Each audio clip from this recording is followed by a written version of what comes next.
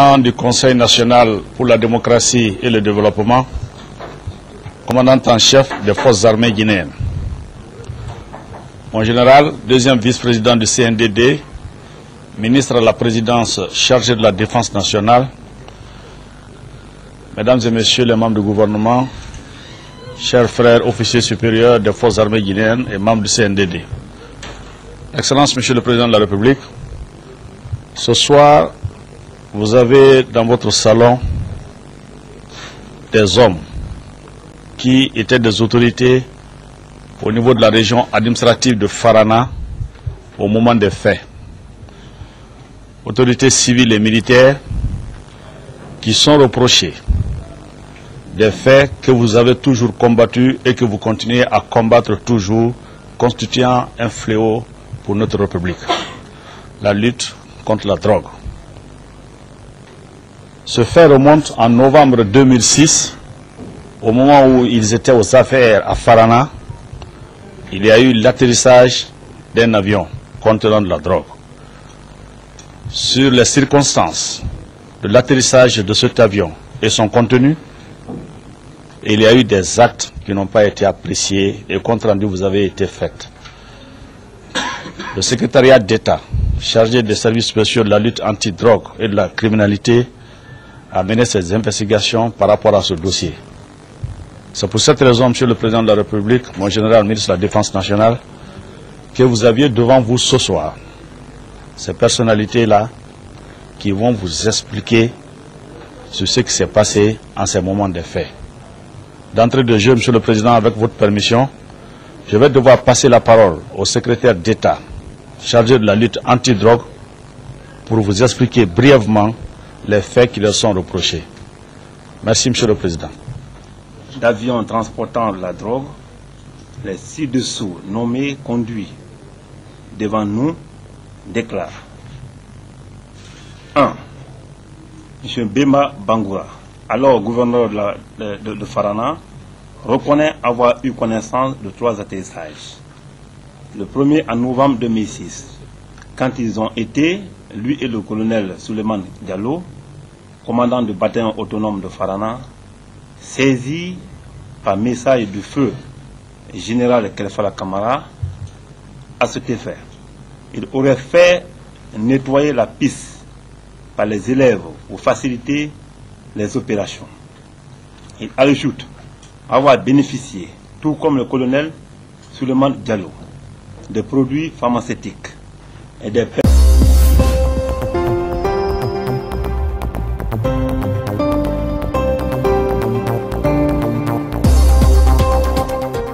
de chaussures. Le deuxième vol, en décembre 2006, toujours sur instruction du feu général Kelfala Kamara.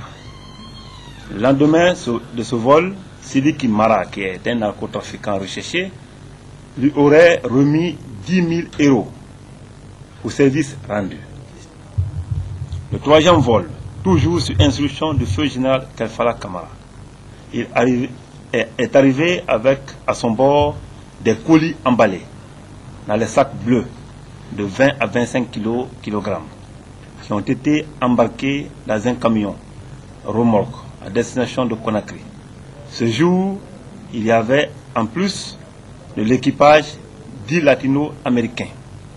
Là également, après 2 à 3 jours, le même Sidiki Mara lui a remis 10 000 € une deuxième fois. S'agissant du dernier vol, Memba déclare être à Sadinia, à 46 km de Farana, en partance pour Conakry, lorsqu'il a appris qu'un avion atterri à l'aéroport de Farana a été saisi par la gendarmerie. Avec les 3 vols, il a suivi, le dernier vol n'y était pas. 2. Colonel Souleymane Diallo, interrogé, il a fini par reconnaître les différents atterrissages indiqués par Mbemba. Il ajoute avoir reçu, en dehors des produits pharmaceutiques et paires de chaussures, comme Mbemba a fait allusion, 10 millions de francs guinéens des mains de Lansana Kamara, fils du feu général Kelfala Kamara, qui, ce jour était à Farana en compagnie des sujets latino-américains ou soi-disant en mission de reconnaissance. Il précise qu'une fois à Conakry, le feu général Kelfala se serait fâché lorsqu'il a fait état de la perception de l'enveloppe de 10 millions de francs guinéens à cause de la petitesse du montant. Quand il est venu faire le compte rendu au général Kelfala, comme quoi le colonel Suleiman, comme quoi son fils lui aurait remis 10 millions de francs guinéens, le général s'est fâché parce que le montant était petit par rapport à ce qui était convenu. 3. Le colonel Jean Onivogui, successeur du colonel Suleiman Diaro, il déclare que dans la nuit du 22 au 23 mai 2008, le capitaine Gadirou, en compagnie du commandant Baba Bangoura, lui ont déposé un montant de 40 millions de francs guinéens pour lui dire que l'oiseau est venu, de ne rien craindre. Son adjoint, pour sa part, a bénéficié 5 millions de francs guinéens, montant qu'il aurait perdu suite à la grève des militaires qui avaient saccagé son domicile d'après lui, ainsi que la voiture dans laquelle se trouvait cet argent. Il précise que, pendant la remise, le capitaine Gadirou lui aurait signifié que ce montant était de la part d'un homme d'affaires dénommé Sidi Kimara, le même Sidi Kimara qui est recherché, lequel lui a remis une Mercedes suite à la perte qu'il a subie pendant la grève. Une autre fois, sans se rappeler de la date, le capitaine Yaya Bangoura, chef de détachement du bataillon d'infanterie de camp Kamayel, lui a remis dans son bureau la somme de 5 millions de francs guinéens de la part de Sidi Kimara, l'homme toujours recherché. 4. Lansana Kamara, docteur Lansana Kamara, 32 ans, fils de feu général Kelfala Kamara, reconnaît avoir renoué l'amitié avec le nommé Luis Torres. Luis Torres, c'est aussi un narcotrafiquant qui est recherché pour le moment par notre service. Sujet latino-américain, recherché par nos services, qui a abandonné la Guinée, selon Lansana Kamara, 2 mois avant la mort du président Lansana Conté, lequel lui a remis une voiture de marque Range Rover, un lit et une table. Mais il refuse l'idée d'appartenance au réseau de narcotrafiquants, malgré qu'il soit dénoncé par le colonel Suleiman Diallo comme étant celui qui lui avait remis 10 millions à Farana pendant qu'il était en compagnie des sujets latino-américains. Le nommé Lansana Kamara, manifestement de mauvaise foi et d'une très mauvaise notoriété publique. Je vous remercie, Monsieur le Président. Je suis appelé d'un titre très bouleversé, surpris,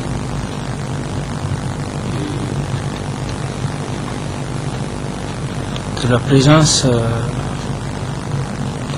mon frère, le colonel Suleiman.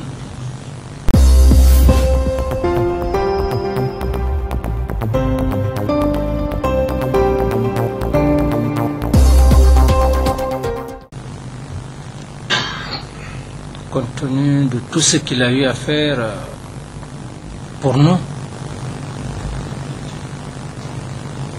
après s'être formé à Kinya, je tiens dans sa main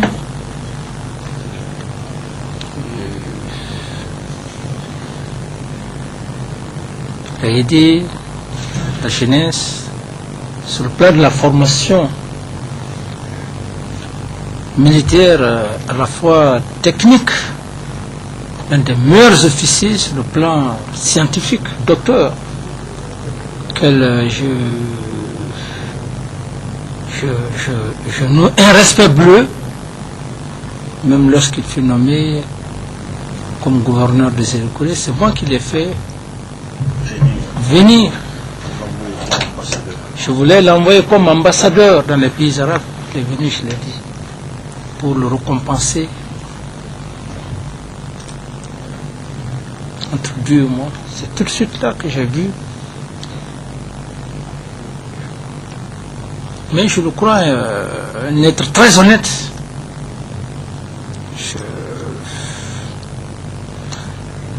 Puisque la loi est la loi. Et quant au gouverneur Bemba, que je puisse dire aujourd'hui, la seule personne qui est en train d'emboîter ses pas, c'est l'actuel gouverneur Diop. Il a été un homme, moi, qui m'a personnellement marqué quant à l'assainissement, cette prise de décision à un moment donné de notre vie, la capitale. Il a servi, bon, pas que seulement le feu général Lassana Conté, mais ce qu'il avait fait au niveau de cette population. Je crois que c'était l'un des hommes les plus populaires et qui avait entamé des actions à la fois impopulaires, mais qui du reste avaient des retombées sur notre capitale. Il faut être honnête, aujourd'hui, ils sont dans cet état, mais ça ne m'empêchera pas de dire que cet homme, j'ai toujours eu ce sentiment, un sentiment dans le cadre patriotique, parce qu'il était le seul à un moment donné à prendre des décisions impopulaires pour cadrer, pour assainir, je puisse le dire, qui n'a rien à voir avec ce qui vient de se passer. C'est comme mon frère Suleiman. Quand je l'ai fait, lorsque Bourima Koné devrait venir, c'est moi qui l'ai dit. Je dis, le gouverneur va venir compte tenu de son niveau intellectuel, docteur, et tout ce qu'il a, on l'aurait envoyé dans un pays, dans les pays arabes. Il est venu, je l'ai dit. Et je lui avais même confié une mission avec le directeur de cabinet. Il devrait aller dans les pays de Austral. Voilà. Oh, ouais. Tout. Mais aujourd'hui, c'est le destin. Et puis, la loi, comme je l'ai dit, si le fils du président Ousmane Conté, qu'on a servi, son père, jusqu'à sa dernière demeure, qu'on l'a grandi, cela n'a pas empêché qu'il soit là aujourd'hui, parce qu'un peuple, une nation, c'est la loi. Donc, je commence d'abord par ça. Et particulièrement un neveu à moi,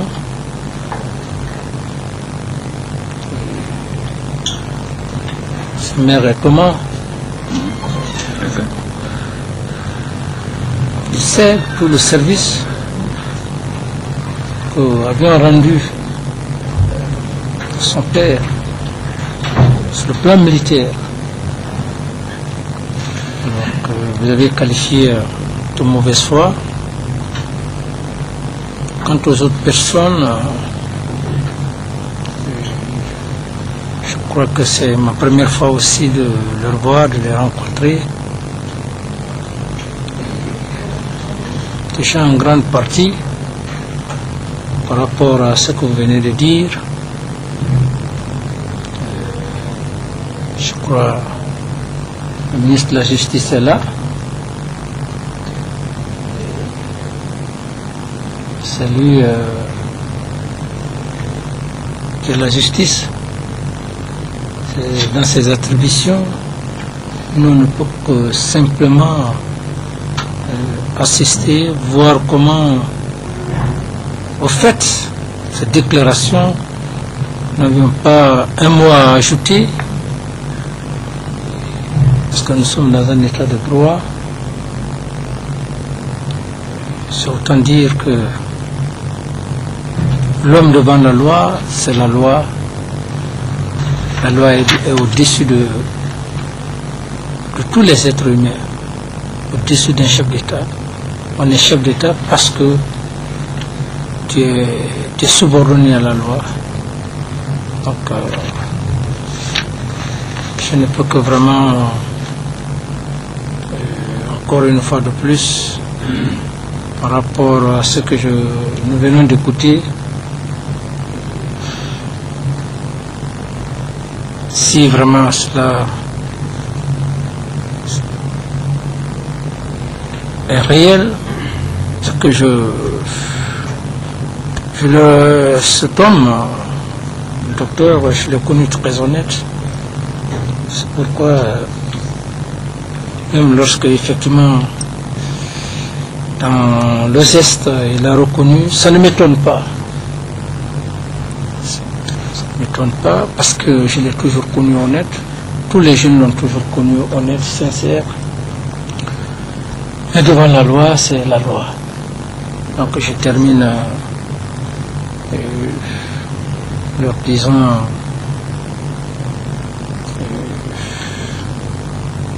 vraiment, bon, les mots me manquent.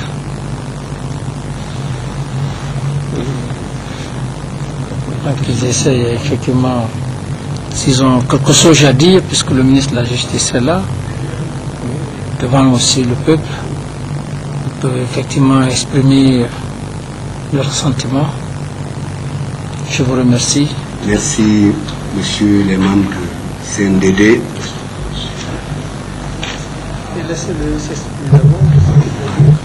Monsieur le Président de la République, j'ai très peu de choses à vous dire. Faute. Il faut le reconnaître. Mais, monsieur le Président de la République, sans philosopher, une faute qui est plus âgée que vous ne pouvez rien. Moi, je suis un cadre qui a commencé à travailler depuis 1964. Aujourd'hui, vous êtes président de la République parce que vous êtes un homme du destin. Et c'est pourquoi Dieu vous a fait échapper à des courants, à des mouvements, à des situations qui auraient pu vous placer dans les mêmes conditions que moi aujourd'hui. Je ne vous dirai pas que je suis honnête. Même sur le président de la République, de Kankan à Dabola, de Dabola à Conakry, de Conakry à Dingira, encore à Conakry, beaucoup de hauts cadres de ce pays ont passé par ma formation. Et vous pouvez faire des enquêtes, je ne dis pas que ce sont les meilleurs, mais ce ne sont pas les derniers. La loi, je la commence par moi. Je prends mon étape de Conakry en tant que gouverneur de cette ville. Depuis l'indépendance, et même avant l'indépendance, jusqu'à nos jours, personne n'a eu le privilège et la chance de faire 9 ans à la tête de Conakry. Ma modeste personne, aujourd'hui, trempée dans une situation qui ne m'honore pas, mais je voudrais vous dire, indépendante de ma volonté. Vous l'avez si bien décrit, monsieur le Président de la République. Il y a une époque de l'histoire de notre pays où j'ai donné mon âme pour appliquer la loi dans cette ville. Où je suis allé tout seul contre tout le monde.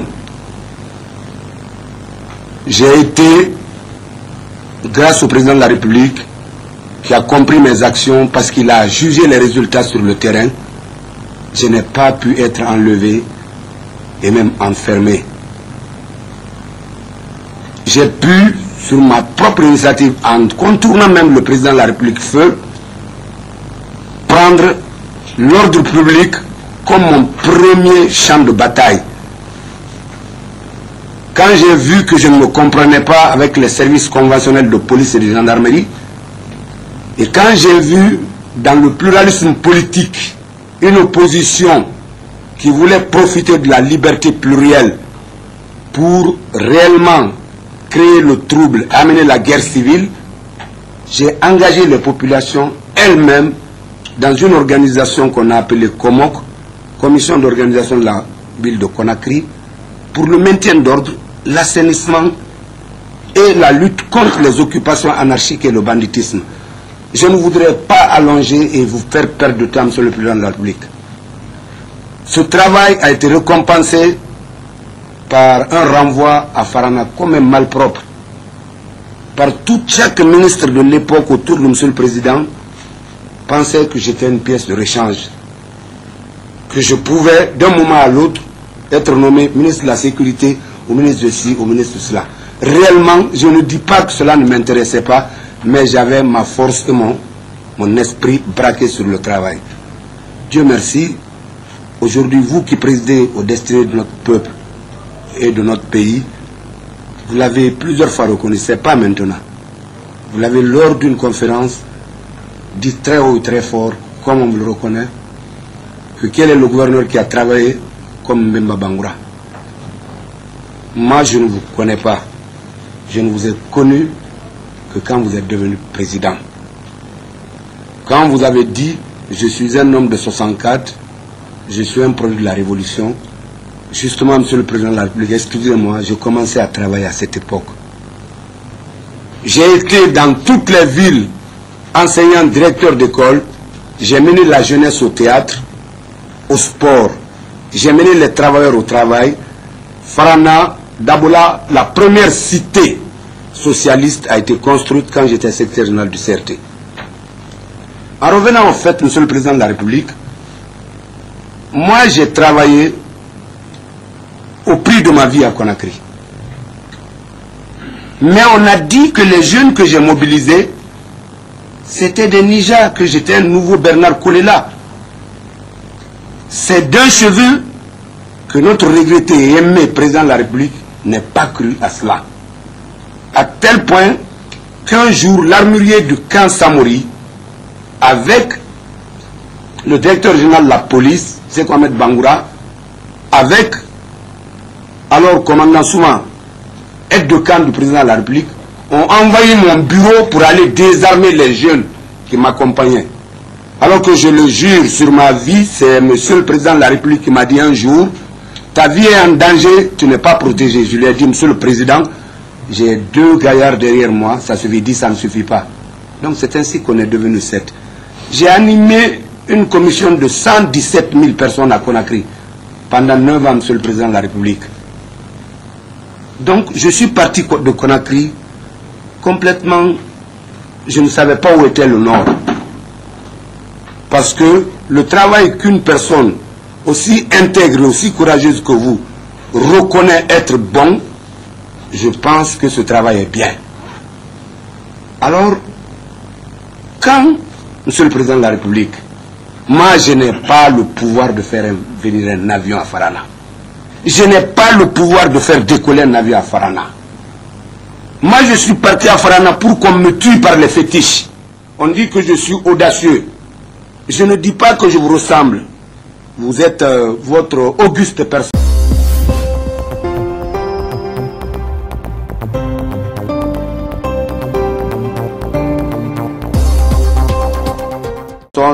Et d'une envergure prophétique. Moi, j'étais aussi audacieux. Mais à Farana, on a fait en sorte qu'on a chanté autour de moi que quel que soit l'endroit où je me trouve, le serpent apparaît.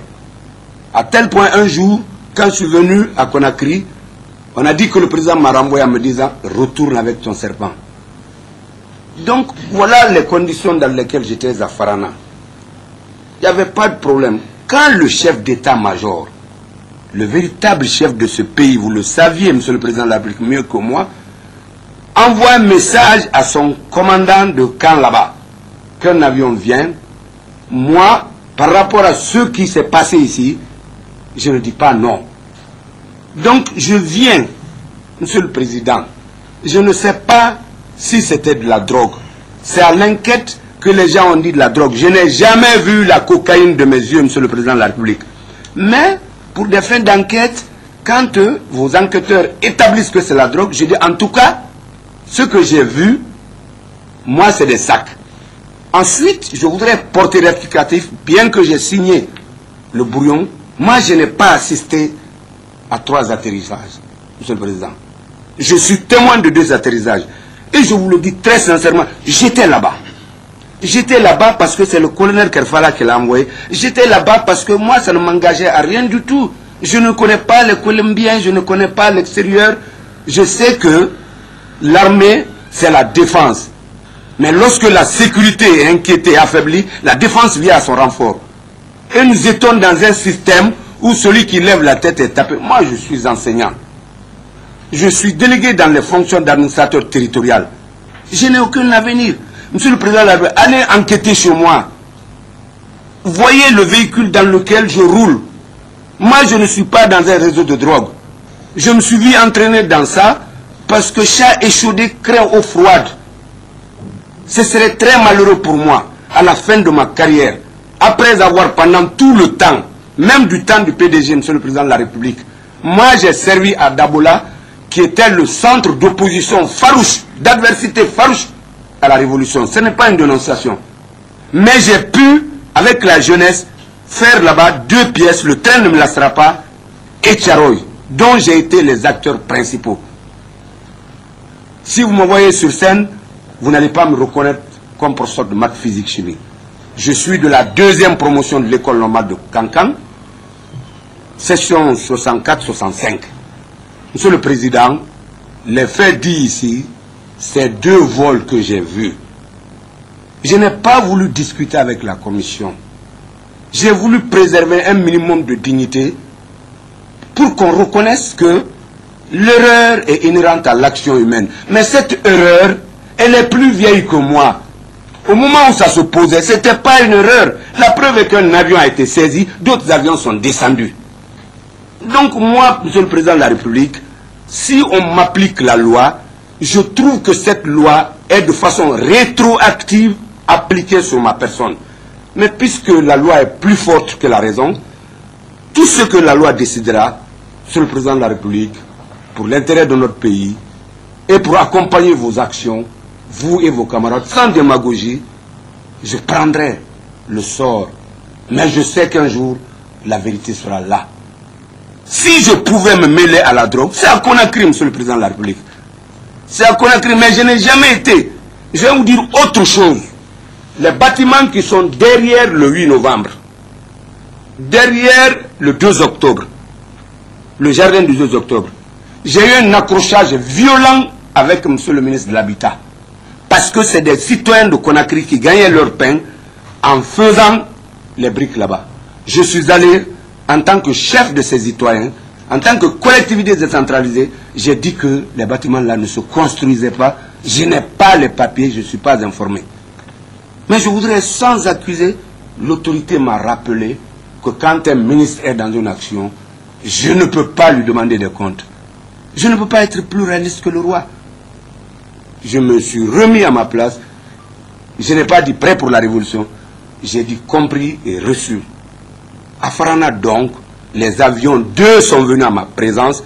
Les dates qu'on a citées, moi je suis un homme de 65 ans, Monsieur le Président de la République. Les dates qu'on a citées, je les ai citées parce que les jeunes qui interrogent, je ne voudrais pas qu'ils m'humilient. Je sais une chose, les avions sont descendus. 2 sont descendus à ma présence. Et ça, je n'ai pas la capacité, tant soit peu, de demander à un avion de quitter ailleurs, descendre à Farana, de demander à un avion de décoller.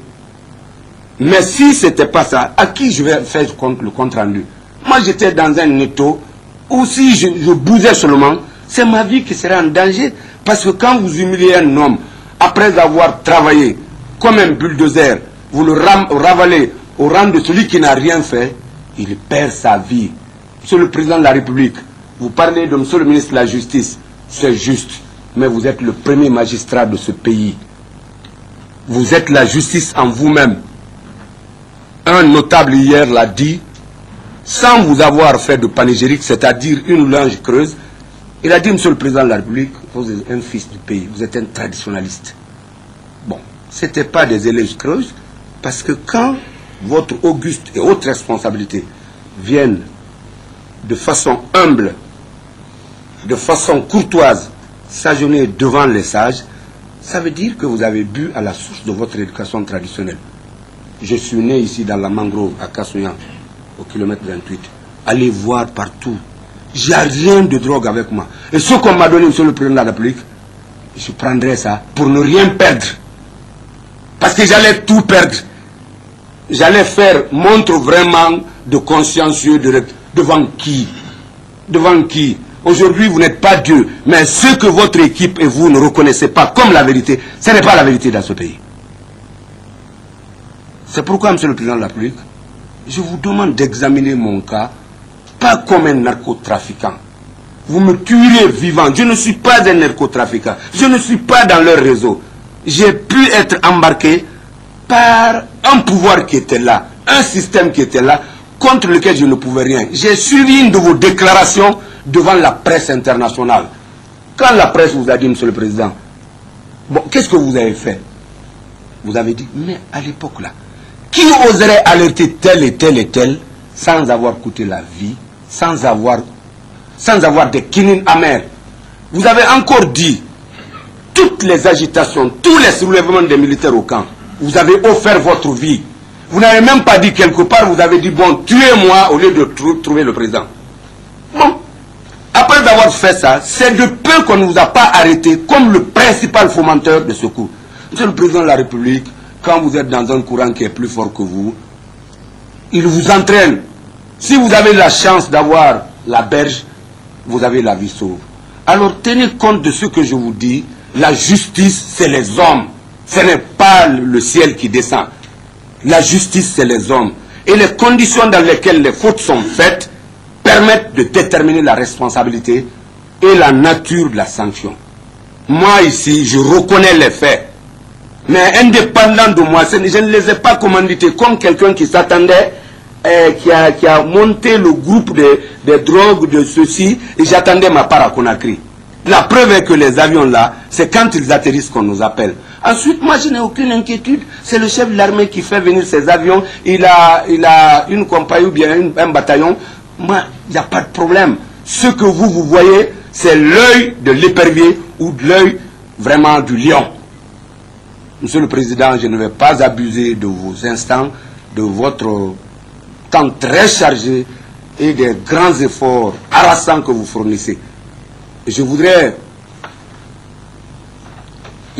donc vous remercier et m'en remettre à votre sagacité en disant que je ne suis pas un complice. Comme les enquêteurs l'ont dit, assistance complice. C'est vrai, tout ce qu'on a dit là, si je ne le faisais pas, je l'avais compris comme ça. Je l'avais compris comme ça, monsieur le Président. Après mon séjour de 9 ans ici, si je vais à Farana, le général ou une haute autorité lève la main, j'obéis. Parce que quand j'ai fait moi seul à toute ma tête, je crois que si vous étiez président, je ne serais pas gouverneur de Farana, peut-être je serais ministre. Si mon destin, mais je suis devant mon destin. Alors aidez-moi à ce que mon destin, après tout ce que j'ai dit là, c'est vérifiable. Hein? Moi, je suis auteur de ces pièces-là. J'ai animé les jeunes. Toutes les écoles que j'ai dirigées, vous pouvez demander, c'est des écoles qui se sont inscrites dans les meilleurs pourcentages. Ça, c'est une faute, monsieur le Président de la République. Mais c'est une faute aujourd'hui. Hier, ce n'était pas une faute. Je vous remercie, monsieur le Président de la République. Très objectivement et très humainement.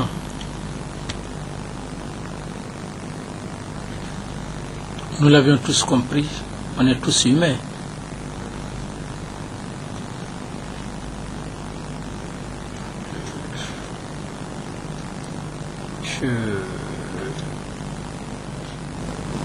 J'ai relaté beaucoup de faits.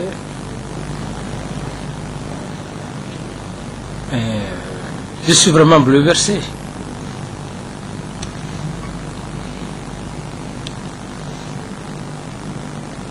Surtout qu'il a été sincère. Sincère.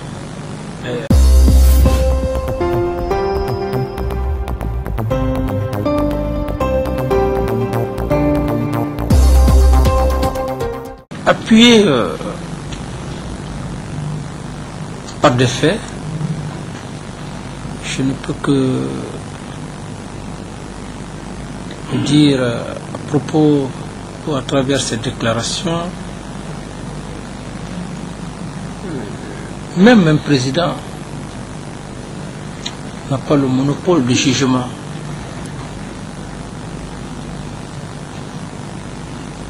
Je crois ce que vous venez de dire, l'assistance, le peuple de Guinée et la communauté internationale a vraiment retenu le message.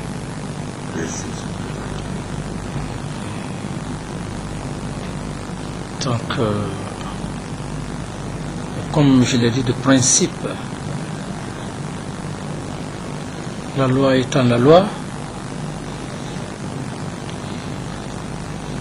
le ministre de la Justice, qui a l'instrument de régulation de loi de principe, on a pris bonne note, le vice-président également, et mes chers compatriotes et les assistants, nous ne pouvons que vous dire que le message est clair. Merci, Monsieur le Président. Imbibé d'honnêteté. Merci, Monsieur le Président de la République. Sans passer, sans faire de tournure. Ce qui fait que tout le monde est resté très stupéfait en train de vous écouter. L'homme doit être sincère, honnête. C'est en cela, moi, je m'y attache. Attachons à l'honnêteté, à la sincérité. Le mensonge, la démagogie n'a plus sa place dans cette société. Un homme qui ment, un homme qui contourne, il devient un animal pour moi. Un homme honnête, même lorsque tu as tué une personne, que tu aies le courage de dire oui, je l'ai fait. Je crois que l'honnêteté n'a pas de prix. C'est surtout ton caractère, votre caractère, d'honnêteté. Sans retenir longtemps les gens, sans désorienter l'esprit des gens. Les hommes sont très réfléchis. Tous les mots qui viennent d'un homme sont très pesés. Je ne peux que vous remercier de votre sincérité par rapport à cette affaire de drogue. Et je crois que les autres aussi en ont retenu beaucoup de choses de ce que vous venez de dire. Je vous remercie. Merci, Monsieur le Président. Je pense que dans votre audition, vous avez dit que vous avez bien signé le brouillon et que vous avez reconnu les 3 atterrissages. Non. Non, vous avez dit que c'est dans le brouillon, bien sûr. S'il vous plaît, attends. Et que vous ne reconnaissez pas les 3 atterrissages, vous ne reconnaissez que les 2 atterrissages. Oui, Monsieur le Au cours desquels vous avez reçu 20 000 euros. Oui, Oui, oui, les 2 atterrissages, je vous dis bien. Et moi je pense que si vous avez signé le brouillon, vous n'étiez pas menacé. Vous avez dit que vous avez évité seulement les enquêteurs. Alors que je pense que personne n'est menacé quand nous menons une enquête de ce genre. Nous menons ce qu'on appelle l'enquête préliminaire. Nous cherchons à réunir les preuves matérielles et en faire un document qu'on appelle naturellement le procès verbal, que nous adressons à un tribunal donné pour un jugement éventuel. Je suis sûr et certain que M. Mbemba Bangoura, que nous connaissons tous, n'a pas été menacé. Il faut avouer quelque chose là-bas et devant le président de la République dire j'ai préféré conserver mon honneur. Ça veut dire tout simplement, c'est pour ceux qui pensent beaucoup, que M. Mbemba était menacé, qu'il a fallu accepter comme ça, pour ne pas que quelqu'un le fasse mal, et même débattre devant le président de la République, j'ai préféré conserver mon honneur. pourquoi cette phrase? J'ai préféré conserver mon honneur. Moi, je voulais que tu expliques un peu ça et que le président comprenne que nous ne faisons pas la nouveauté dans ce que nous faisons au niveau de l'enquête préliminaire. Vous pouvez demander aux enquêteurs. Je n'ai même pas relu. Chaque fois qu'ils ont fini, j'ai signé. Parce que cette situation me dégoûtait. Ils sont là, ils peuvent le dire, ils peuvent le témoigner ou dire autre chose. Je n'ai pas dit que je n'étais pas menacé. J'étais menacé. Mais les péripéties d'une enquête, vous êtes un officier de police judiciaire, vous savez ce que c'est que la menace. La menace a des degrés. Je ne veux pas philosopher. Moi, je dis, et là, je les prends à témoin, je n'ai même pas lu. Et même quand il y a eu confrontation entre le colonel Diallo et moi, je n'ai pas lu. Même si c'était un demi-atterrissage que j'avais assisté, je me reconnaissais déjà fautif. Donc, je n'ai pas lu, ils peuvent le dire, ils peuvent le témoigner. Je n'ai pas lu, Monsieur le Président, je n'ai pas lu une virgule de la feuille.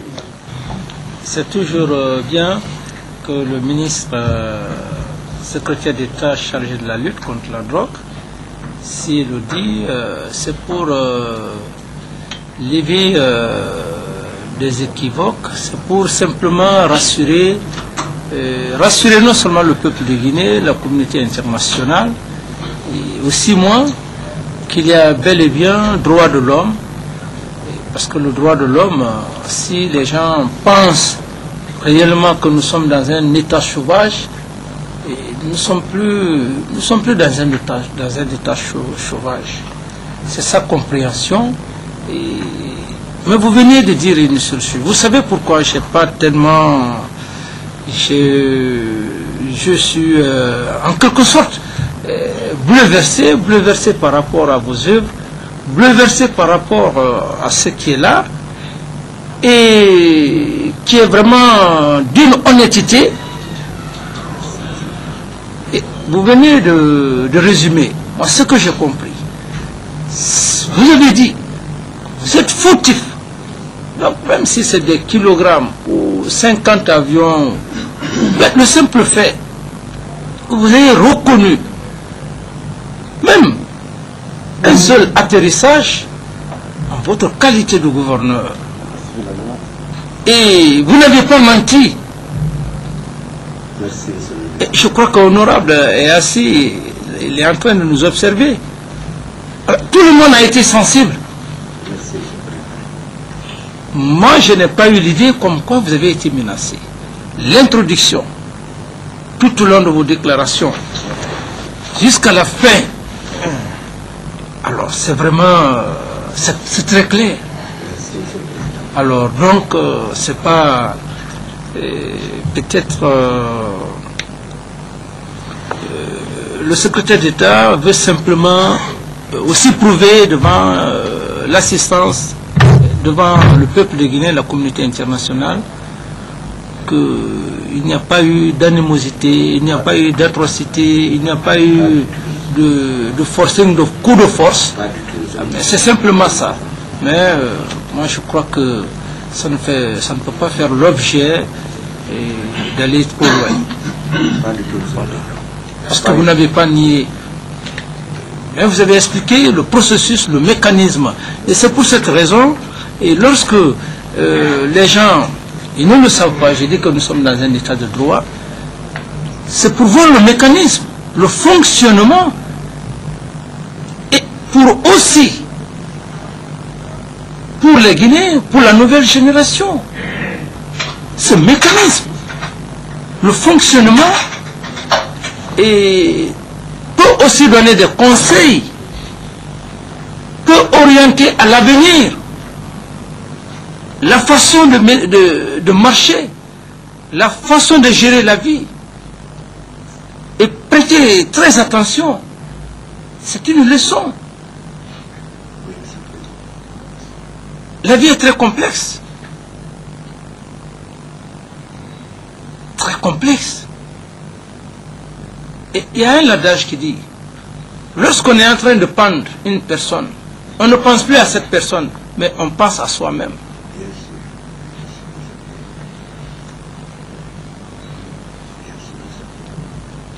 Alors donc, c'est ce message est très puissant. C'est pas vous. C'est la nouvelle génération. Même nous qui sommes actuellement au pouvoir.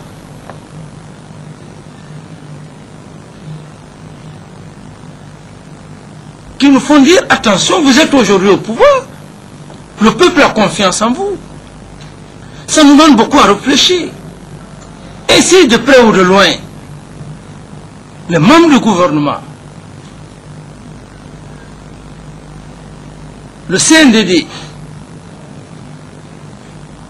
qu'ils fassent très attention pour ne pas que l'histoire leur condamne un jour. Et c'est pourquoi on a besoin du mécanisme et du fonctionnement.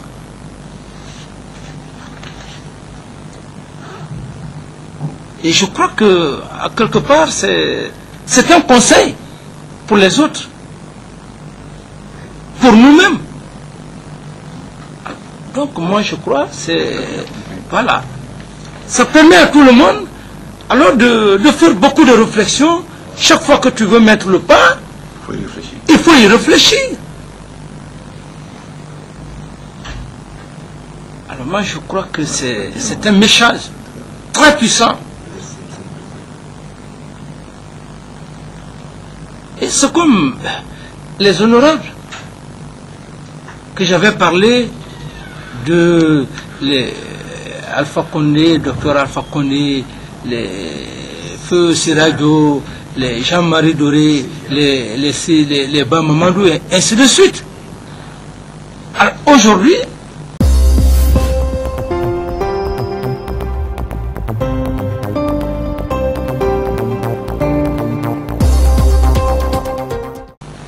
ils se disent Dieu merci.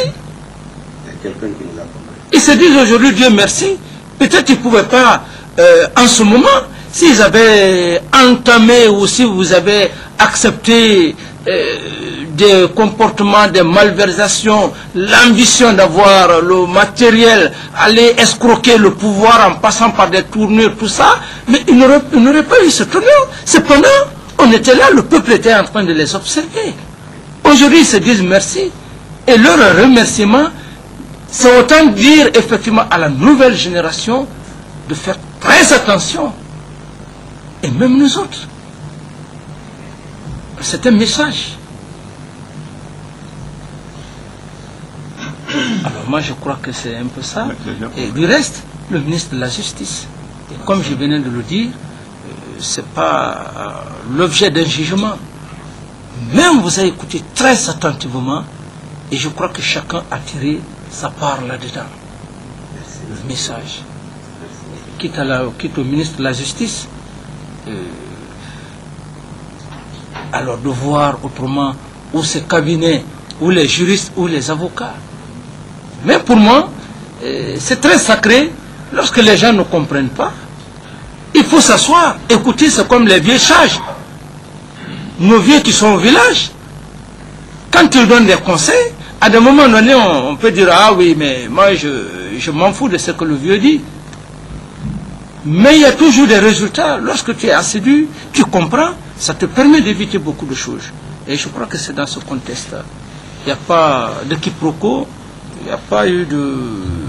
Je suis très clair, vous avez été sincère, vous avez été honnête, et vous avez dit, alors, donc, il n'y a pas moi, et peut-être même ceux qui sont assis de l'assistance, il n'y a pas de compromis, il n'y a pas de contradiction.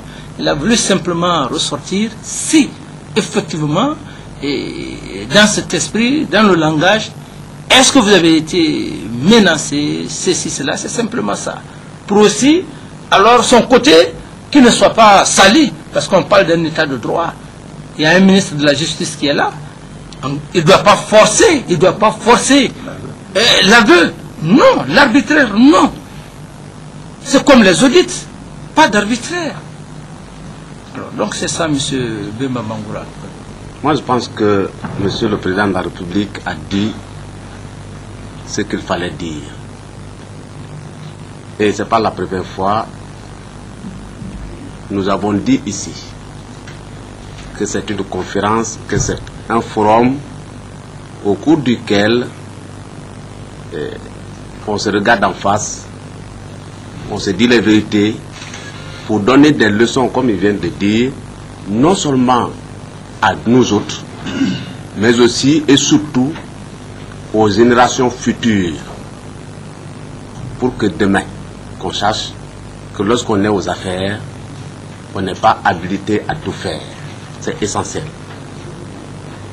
Donc il n'y a pas d'animosité, comme il a dit. Et d'ailleurs, il laisse libre cours à la parole, qu'on soit philosophe, qu'on soit acteur, pourvu que le message passe pour le bonheur de tout le peuple, qu'on sache un peu ce qui s'est passé hier. Ceci dit, moi je ne suis pas juge, même étant ministre de la Justice. Je suis par contre le chef de ceux qui poursuivent.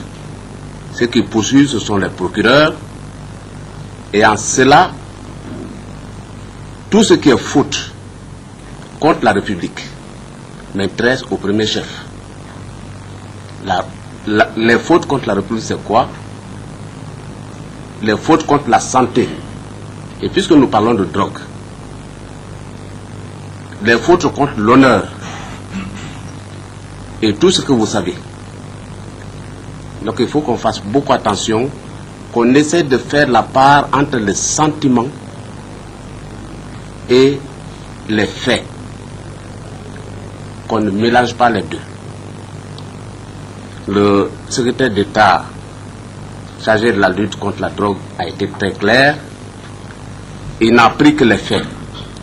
Des avions qui atterrissent, des acteurs qui interviennent, des montants qui sortent et des personnes qui répondent. À cela, il faut qu'on soit suffisamment clair et qu'on dise au peuple ce qui s'est passé en réalité. Les juges sont là avec leurs codes, avec leurs techniques pour essayer de dénouer tout ça. Mais pour l'instant, on essaie d'expliquer qu'est-ce qui s'est passé réellement. Le président de la République est attaché à l'honnêteté. Il a parfaitement raison. Si on dit ce qu'on a effectivement fait, ça touche tout le monde. Et il faut le comprendre. Ça ne veut pas dire qu'il cautionne forcément ce qui s'est passé. On peut dire oui, j'ai tué. Et qu'on vous dise oui, vous êtes honnête. Mais ça ne veut pas dire que vous n'êtes pas coupable. Il faut que les uns et les autres comprennent dans ce sens. Quelqu'un qui commet une faute et qui dit oui, j'ai commis une faute, c'est déjà un homme honnête à ce niveau. Et les hommes de loi sont là pour lui dire la faute que vous avez commise, monsieur, vous vaut tant. Tout ça dans le respect de ses droits et pour qu'après, qu'on ne puisse pas reprendre les mêmes erreurs. Je pense que les règles sont bien posées, les chemins sont balisés, il n'y a pas d'inquiétude, il n'y a pas de peur, il n'y a pas d'animosité aucune. À ce niveau, je le dis surtout pour ceux qui doivent intervenir après, qu'on ne cherche pas à s'accrocher aux sentiments, qu'on explique exactement les faits, et puis qu'on dise au peuple ce qui s'est réellement passé. Je vous remercie.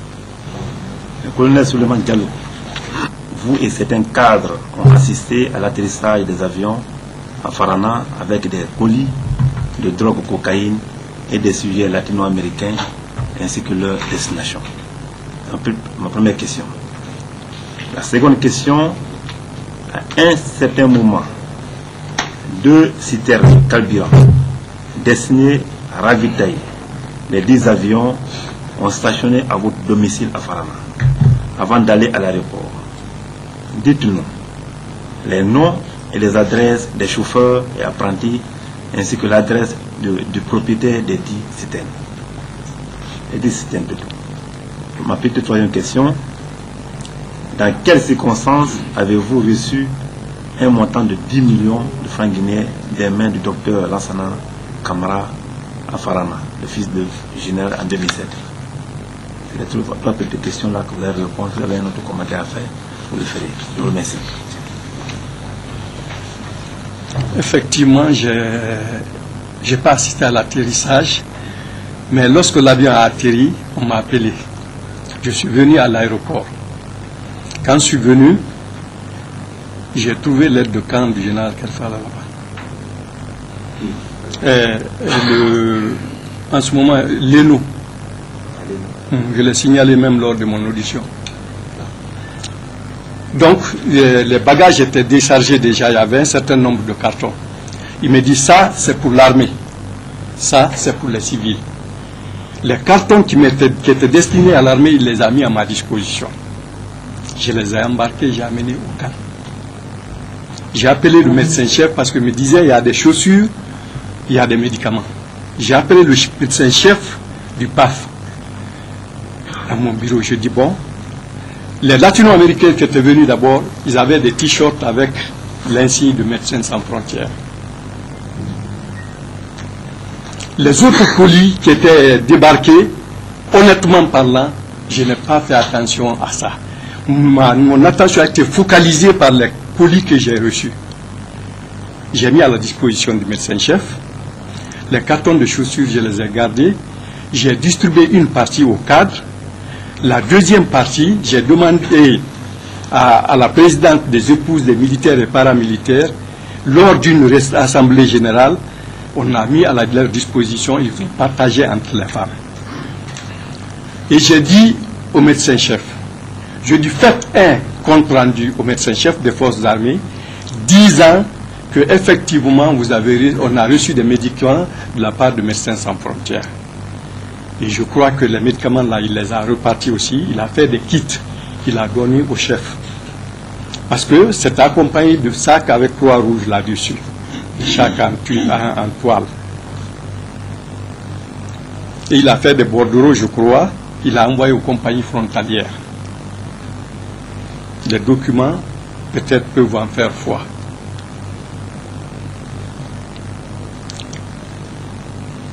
En ce qui concerne les citernes, on m'a signalé qu'à Souleymania, à 11 km de Farana, qu'ils ont vu 2 citernes qui se cachaient là-bas. C'est les gens de la 3e compagnie qui me l'ont signalé. Je leur ai dit d'aller chercher les citernes et de les envoyer au camp. On est effectivement parti, ils ont saisi les 2 citernes. Ils les ont envoyées au camp. Mais puisque les citernes étaient chargées, les officiers m'ont dit, ah, mon colonel, si vous gardez ces citernes-là ici, les militaires, la nuit, ils vont profiter pour vider et vous aurez des problèmes. C'est ainsi que on a décidé de commun accord d'envoyer les citernes-là dans une cour fermée en face du camp, qui est une cour qui m'appartient. J'ai appelé le même jour le général Khalfa. J'ai dit, nous avons saisi à Souleymania 2 citernes contenant du carburant. Il m'a dit de les garder. C'est quelques jours après qu'il m'a téléphoné pour me dire de libérer les citernes. Chose que j'ai faite. Bon, la seconde question. Dans quelles circonstances avez-vous reçu un montant de 10 millions de mains du docteur Lafana? C'est après tous ces vols qu'un jour, docteur, il est venu, il me dit, je viens de la part de mon père. Je connais un seul fils du général Khalfa, c'est Bouba, celui qui est à la douane. L'autre là, je ne l'ai jamais connu. Il me dit, mon père me dit de venir avec ces messieurs-là, reconnaître la piste, la possibilité d'atterrissage d'avion. Je dis, il n'y a aucun problème, faites votre mission. Ce jour-là, je l'ai même reçu dans mon salon. Il était avec des latino-américains parlant espagnol.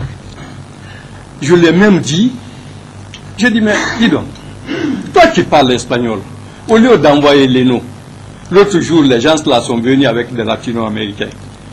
Toi qui parles espagnol, on aurait pu t'envoyer, tu aurais pu servir d'interprète mieux que ça. C'est pourquoi, lors de la confrontation, quand je le dis, j'ai dit, pour te rafraîchir la mémoire, je te dis ça. Effectivement, il m'a donné 10 millions de francs guinéens. Quelque temps après, Le général Kelfal m'a téléphoné. Il dit, Suleiman, est-ce que tu as reçu mes missionnaires? Je dis, oui, je les ai reçus. Il ne m'a pas demandé. Je dis, oui, je les ai reçus et ils m'ont remis une somme de 10 millions de francs. Il me dit en bon sous-sous. Et nous, non, mais de toutes les façons, nous devons de laisser ça entre eux. C'est tout ce qu'on t'a donné. J'ai dit oui. Il dit bon d'accord, laisse ça entre nous. Après ils sont sortis, je ne les ai plus revus. Pendant tout mon séjour là-bas, je n'ai pas vu d'avion accompagné par lui. Je ne les ai pas vus. C'était la seule fois que je le voyais, c'était la première fois que je le voyais. Et ça aussi, la conversation, c'était une conversation téléphonique. C'est le même jour qu'il m'a demandé si effectivement ces missionnaires sont venus. Je dis oui. Et ils ne sont pas venus par avion.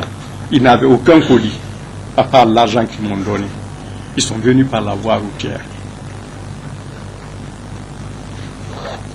Mais pour vous, les 10 millions représentaient quoi, réellement? Ah, c'est un cadeau que le général m'a envoyé. Les 10 millions? Oui. Et la personne qui vous a envoyé des 10 millions? Non. C'était la première fois? C'était la première fois. Vous n'avez pas dit quelque chose en tant qu'officier supérieur? Si. J'ai ton chef. Après les atterrissages là, ben, j'ai pensé que c'était une façon de me récompenser. Ah bon? Donc vous avez rendu des grands services Non, moi j'ai reçu des... récompensé à chaque fois 10 millions? Non.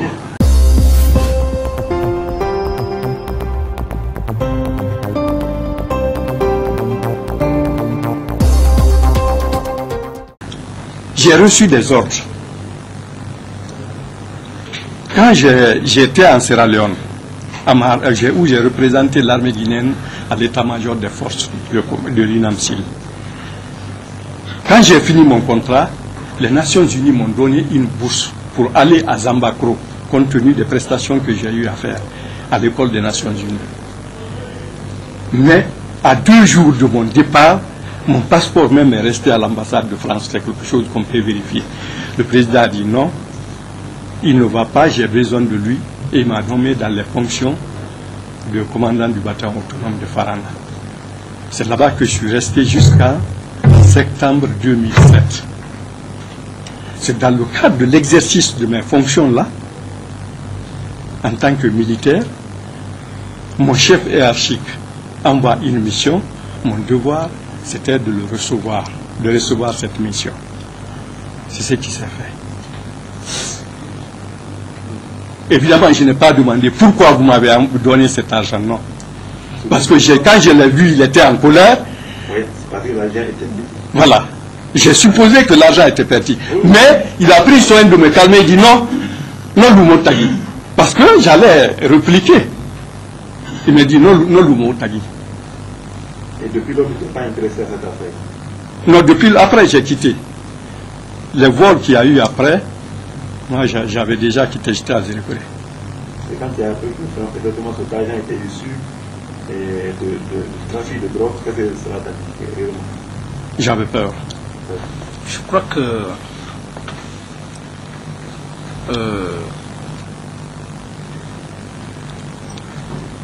on est dans l'objectivité.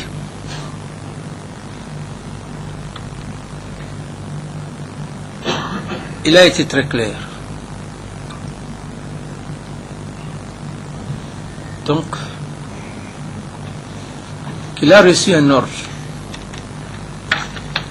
militaire. Il s'est exécuté des produits pharmaceutiques. Entre-temps, il a reçu le fils du général. Et il lui a appelé et dit, ah, mon général, voilà, j'ai reçu la mission, mais j'ai eu 10 millions. Et comme il venait de le dire, je n'ai pas besoin de reprendre. La question est extrêmement importante lorsque vous lui posez la question de savoir est-ce qu'il avait l'habitude de te donner de l'argent après une mission Vous savez,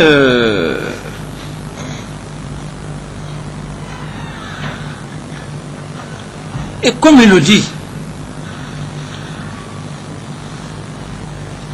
subordonné ou pas subordonné, vous l'avez posé la question, pourquoi il a pris l'argent? Il dit que j'ai pris l'argent parce que c'est mon chef qui m'a envoyé. Le reste, il a dit depuis la Sierra Leone, il avait toujours sa confiance en lui. Et c'est comme aujourd'hui.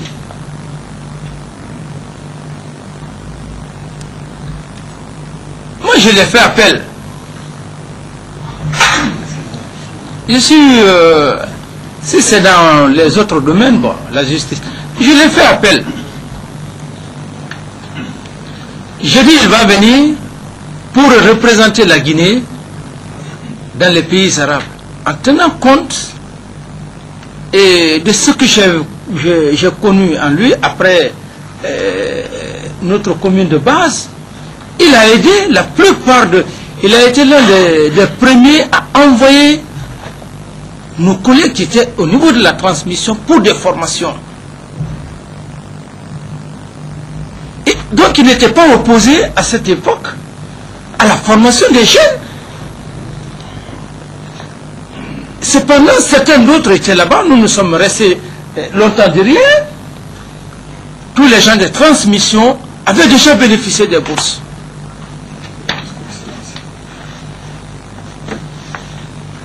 Et chaque fois qu'il y avait un problème en matière de bourse, il fallait partir le voir. Ah, mon colonel, puisque vous êtes un intellectuel, vous êtes la seule, et c'était la seule personne qui soutenait les universitaires, parce que à cette époque, la plupart étaient opposés. Alors, moi je crois, objectivement, peut-être d'autres questions peuvent lui être posées. Pourquoi il a pris l'argent? Pourquoi il ne l'a pas pris? L'hierarchie militaire. Et c'est pourquoi la fois passée, j'avais demandé à Tidiane. J'ai dit, attention Tidiane. J'ai été très intelligent. J'ai dit, tu ne peux pas prendre un colis, comme ça allait remettre, comment dirais au général. Toi que tout le monde avait peur de toi. J'ai été la seule personne qui t'ai combattu. Et je l'ai dit, j'ai dit, je vais t'attacher à la présidence. Ou qu'on me dise, je suis contre ou je ne suis pas contre. Parce que tu n'as pas été honnête avec moi. Et la seule personne qui a réagi quand je l'ai fait le compte rendu, c'est le ministre de la Défense. Et parce que là, en ce moment, les griffes étaient déjà là. Et quand vous avez poursuivi le problème, finalement, il s'est avéré qu'il ne s'est pas limité. Il a dit qu'après ça, ils ont fait un conseil de ministres, un conseil supérieur. Le reste des détails, je ne sais pas. Il a reçu, il n'a pas nié qu'il a reçu les 10 000, il a reçu ça de la main de son chef. Et la question la plus importante, lorsqu'il a su que l'argent était souillé, c'était de l'argent de la drogue, quelle a été sa réaction? Il dit que j'ai eu peur.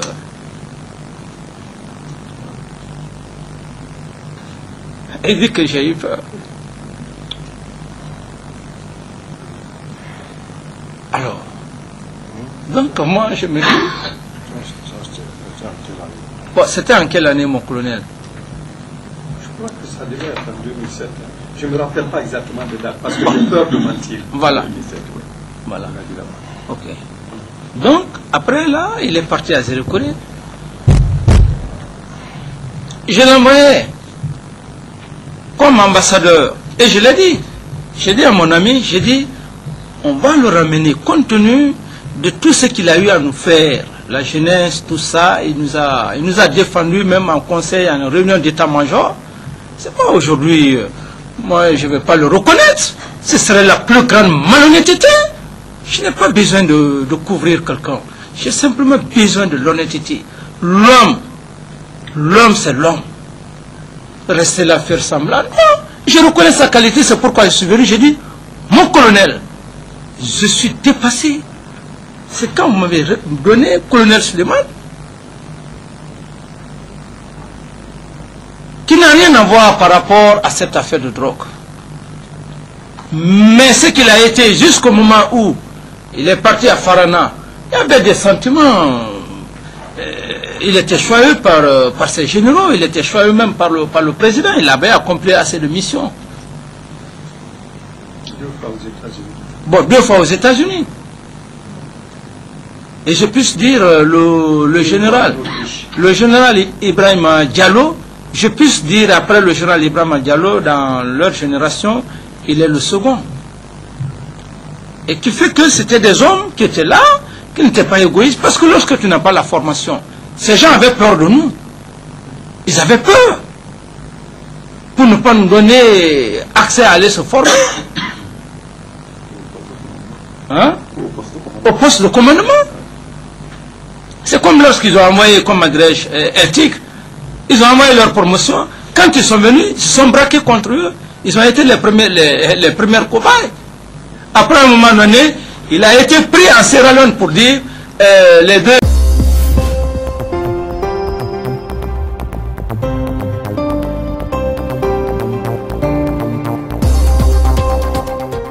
Trois, qu'il était dans un coup. Donc c'était leur peur. Mais à la seule différence, ils n'avaient pas peur de nous envoyer parce que, en tenant compte de tout ce qu'il avait. Et donc, à ce niveau, c'est pour cette raison, j'ai dit, et même les événements les événements de janvier, qui a donné l'ordre au pont 8 novembre? Quels sont ceux qui ont donné l'ordre? Ça, c'est un autre cas qui va venir. Les hommes ont exécuté des ordres.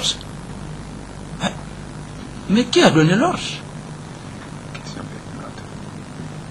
Qui a donné l'ordre aux hommes d'aller au pont 8 novembre? Alors, à ce niveau, j'ai dit le ministre de la Justice, il est technicien.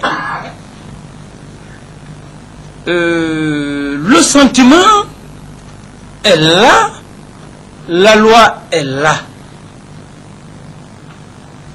Et si effectivement le ministre de la Justice l'a dit, je suis très attaché à l'honnêteté.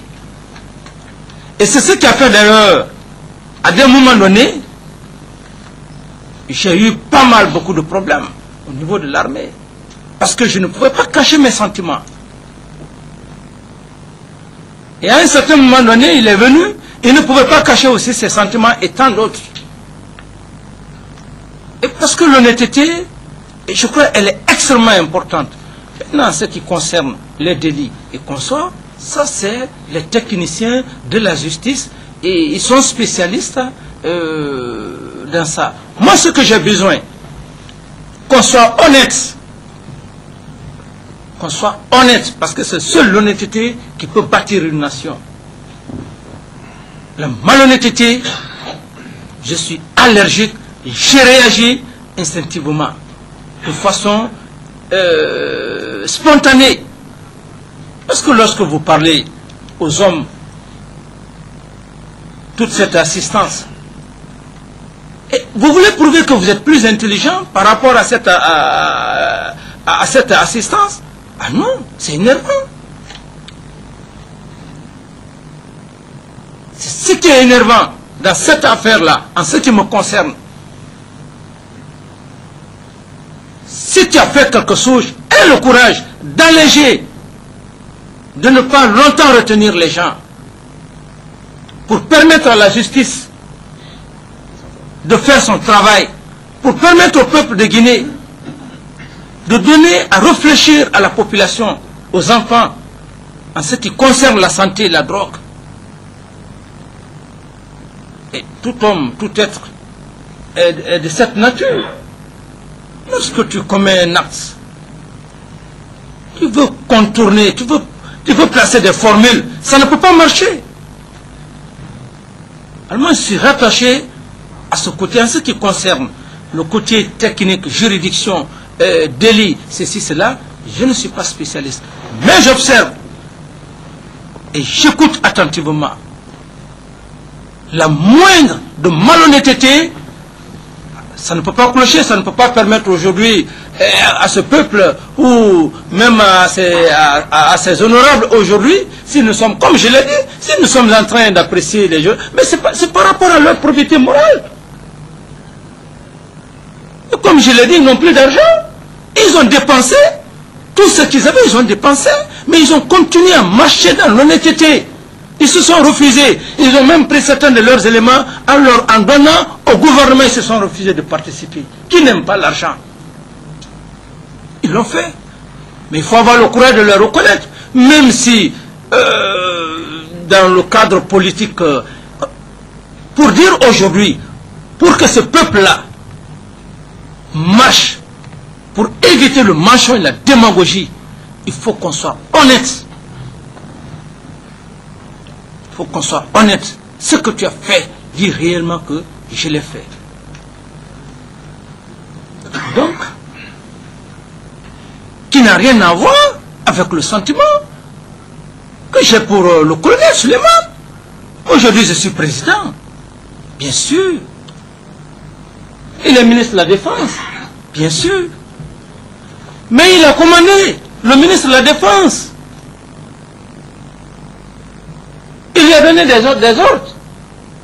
Est-ce que le ministre de la Défense va aujourd'hui s'asseoir parce qu'il est ministre de la Défense, ne pas lui reconnaître certaines qualités? Il m'aurait dit, non, monsieur le président, le colonel Suleiman, laissons-le à recourir comme complément d'effectif, parce que l'armée a toutes les manières. Mais il a accepté, sans pour autant, et qu'il ne cherche ce qui s'est passé dans l'affaire de Parana, sans que je le cherche, sans que la plupart des militaires qui sont là aujourd'hui assis, même le ministre de la Justice, je puisse dire, il est très étonné. Il est très étonné. Il n'y a pas un seul militaire aujourd'hui, en voyant le colonel Suleiman ici, qui ne soit pas étonné. Mais les faits sont déjà là. Et c'est pour cette raison que je dis que ça doit nous servir, nous les hommes en uniforme, en ce qui concerne l'exécution des missions. Et ça doit aussi donner beaucoup de leçons à nos jeunes frères qui sont à l'université, qui ont fini l'université, comme je leur avais dit, à l'université, d'emboîter ses pères. Si demain ils veulent faire comment dirais-je, les commandes. On ne peut pas commander une nation si on n'a pas certains caractères. Le caractère, il faut l'imposer en soi-même. Alors, moi je crois, je n'ai rien pratiquement à jeter par rapport aussi à son honnêteté, à sa clarté, et qui du reste, le ministre de la Justice, comme il a dit, il a été un de ces jeunes. Parce qu'ils ont été les premiers à aller commander pour les académies. Et le ministre de la Défense. Voyez-vous. Et mais cela n'empêche, aujourd'hui il est ministre de la Justice, mais cela n'empêche la justice. Il est tenu obligé. C'est comme le ministre de la Défense. Et quand il l'a vu, il dit, ah, j'ai vu le colonel Suleiman. Je suis venu, je l'ai vu. C'est comme le cas du colonel Bema. Et le cas de M. Bema. Gouverneur. Donc il faut aller à la fois avec l'honnêteté. Et ça, c'est pour donner courage aux hommes, aux Guinéens, à la population, aux jeunes générations, d'être sincères, d'être honnêtes. Si aujourd'hui Alpha Condé, docteur Alpha Condé veut parler, il parle avec fierté. Feu Sirajo, si aujourd'hui il vivait, s'il veut parler, il parle avec fierté. Le doyen Bamamadou qui est là-bas, s'il veut parler aujourd'hui, il parle avec fierté. C'est comme Jean-Marie, s'ils veulent parler, ils parlent avec fierté. Quand même, le pouvoir, ils n'ont pas le pouvoir, mais leur chemin, le chemin qu'ils ont emprunté. Nous sommes dans cette optique, l'honnêteté pour servir cette nation. On ne peut pas construire une nation lorsqu'on est malhonnête. C'est exclu. Donc, l'honnêteté avant tout. Au-delà de ça, les techniciens sont là et ils appliqueront la loi. Moi, je n'ai rien à dire si le ministre ou le vice-président a quelque chose à dire par rapport à ça. On ne peut pas dire plus. Voilà. C'est bon. La leçon est claire. Monsieur le Président, la troisième personne, c'est le lieutenant-colonel Jean Onivogui.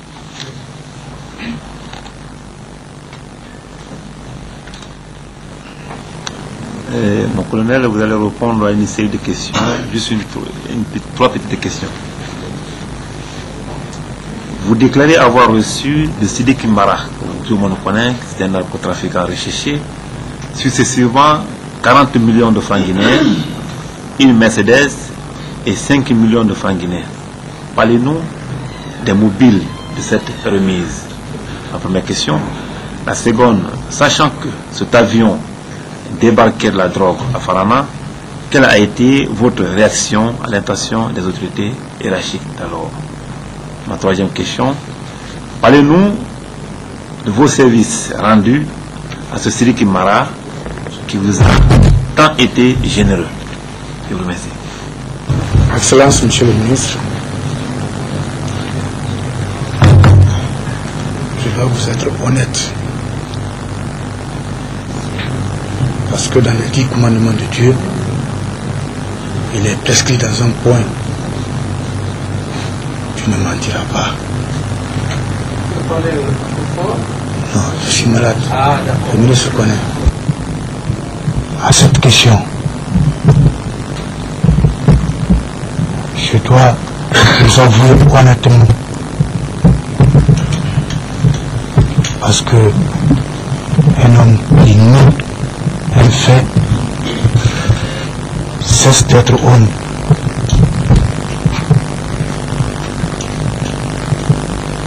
Excellence, Monsieur le Président, chef de l'État, Président de la République, Président du CNDD, commandant chef de forces armées, l'a su bien dire. Il faut être honnête. Et moi, je suis un homme honnête. À cette question, franchement, sans tourner autour du pot, je m'en vais vous répondre que j'ai mal fait. Il faut être clair. La réponse que je peux vous dire, je peux vous donner.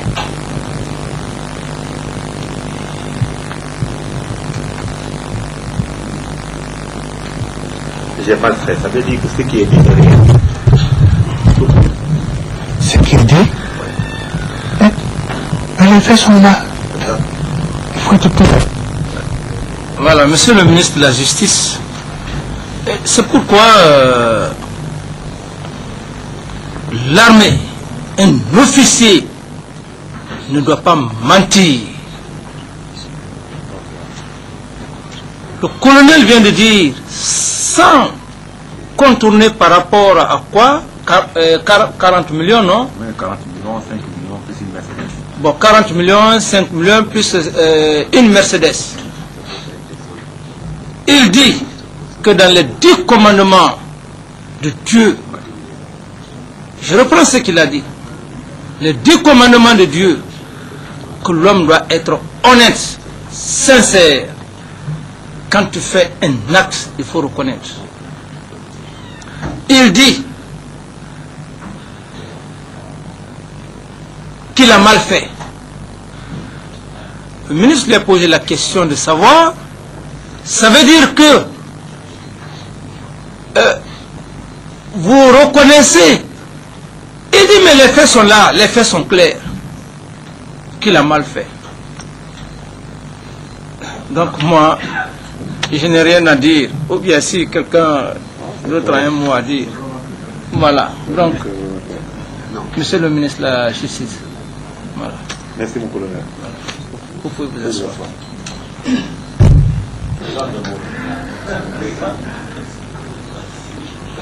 Monsieur Lansana Camara, j'ai une série de questions à te poser. La première question, le feu général Kelfala Camara a combien de fils répondant au nom de Lansana Camara? Première question. Ma deuxième question, quels sont les étrangers africains et expatriés avec lesquels vous avez eu à tisser des relations en République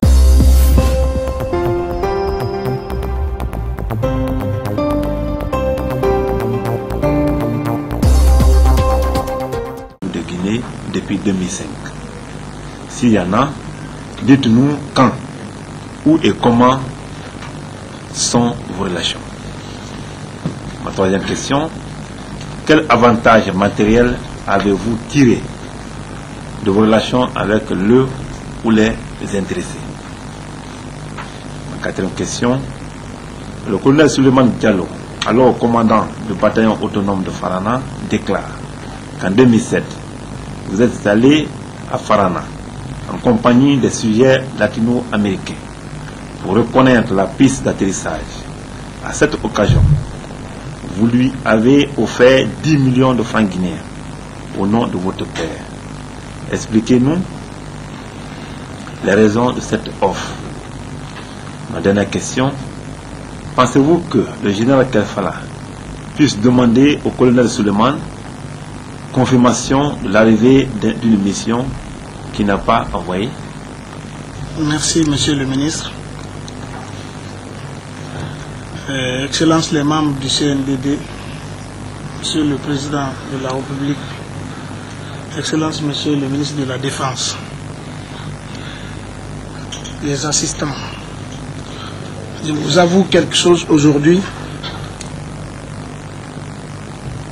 que je viens d'avoir sur place ici. C'est le courage de dire la vérité.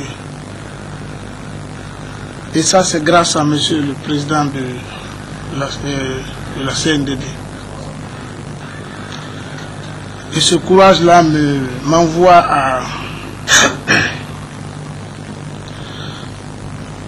à dire ce qui concerne mon père, le général Kelfala Camara, paix à son âme.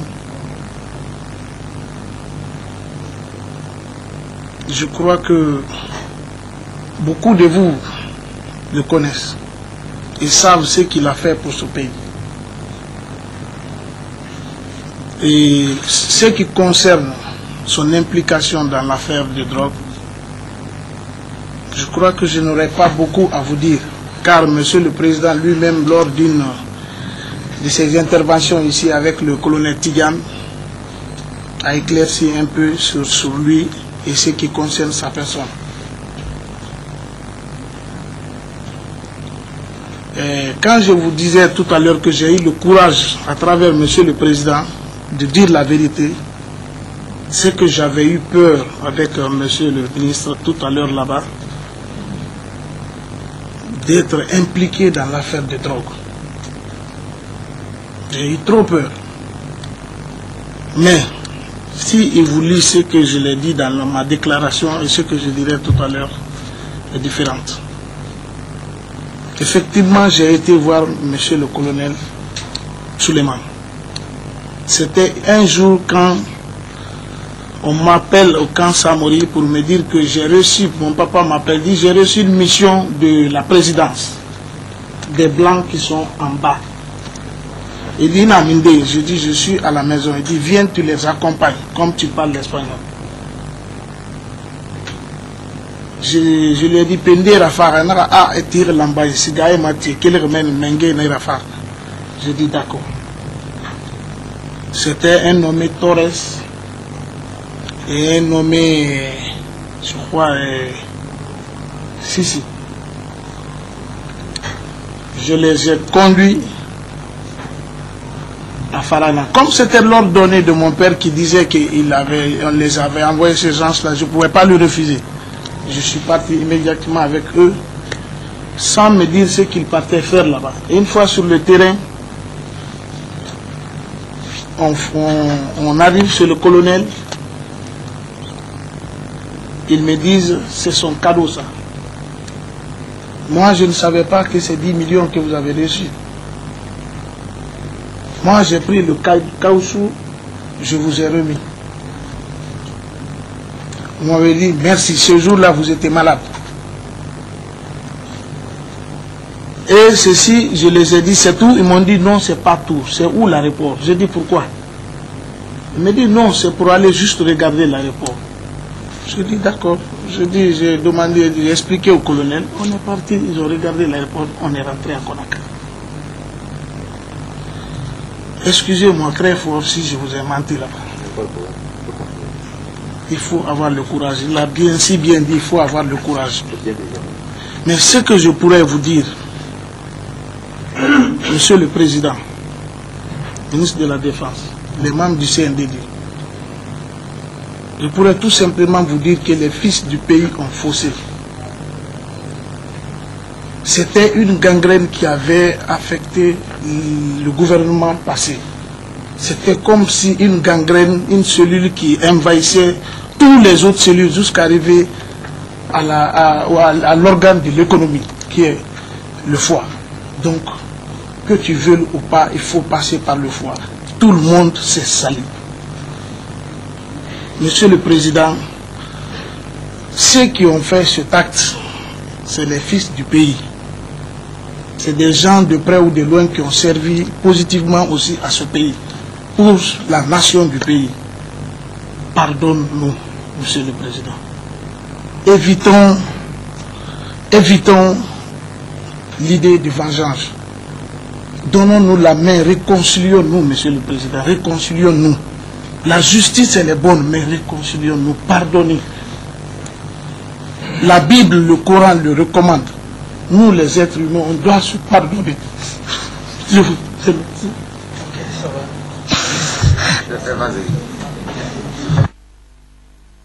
C'est si honnête. Et lorsqu'il dit c'était de la gangrène, ça avait effectivement touché le chemin.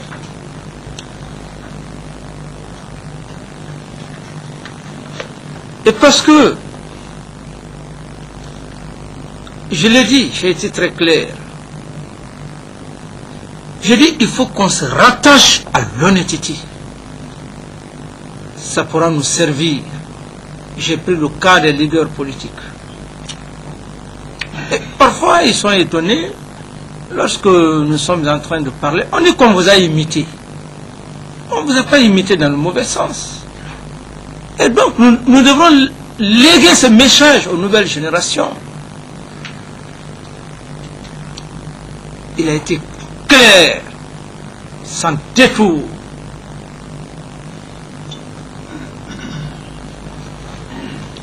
On a servi cette nation. J'ai dit devant la communauté internationale, j'ai dit l'arme que nous avions, l'arme que les hommes détiennent, le soldat, c'est l'homme le plus réfléchi. Tu ne peux pas tromper le soldat lorsque tu es malhonnête. Le soldat peut te laisser, mais il ne te portera jamais confiance. Il va t'attendre au tournant. Comme il vient de le dire, je n'ai pas manqué, nous n'avons pas manqué de reconnaître aujourd'hui nos colonels, nos chefs militaires, leurs qualités. Et je crois que c'est ce qui a germé, et comme il vient de le dire, parce qu'il sait que nous n'avons pas trompé leur père. On a servi leur père dans l'honnêteté, avions servi l'armée, la troupe dans l'honnêteté. Et le peuple de Guinée, on a évité. Et c'est pourquoi je ne vais pas manquer de dire à Tidiane, Tidiane, qui pouvait t'attaquer ici? Aujourd'hui, vous êtes en train de parler, de dire que j'ai pris un colis, j'ai remis au général Kerfala. Mais foutez le camp. Même le général Kerfala avait peur de vous, Tidiane. Même le général Kerfala, il n'y avait pas un général, un chef militaire qui n'avait pas peur des éléments de la présidence.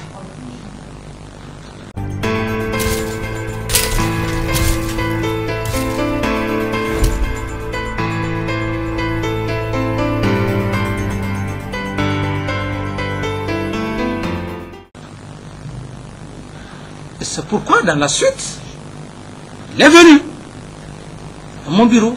Le jour où il devrait faire passation de service avec le capitaine David Souma, il m'a dit, mon président, c'est bien vrai, je ne pouvais pas envoyer le colis, me retourner. Après ça, il y a eu conseil de ministre pour cette affaire. J'ai dit, ok. Il dit, c'est pour vous dire que ce peuple, ils étaient là, on observait.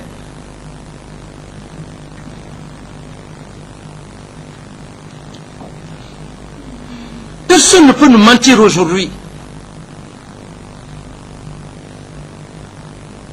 Et parce qu'ils savent qu'on n'a pas trompé leur père. Le feu général Lansana Conté, on est venu au pouvoir. C'est par rapport à notre probité morale. Le général Conté est mort.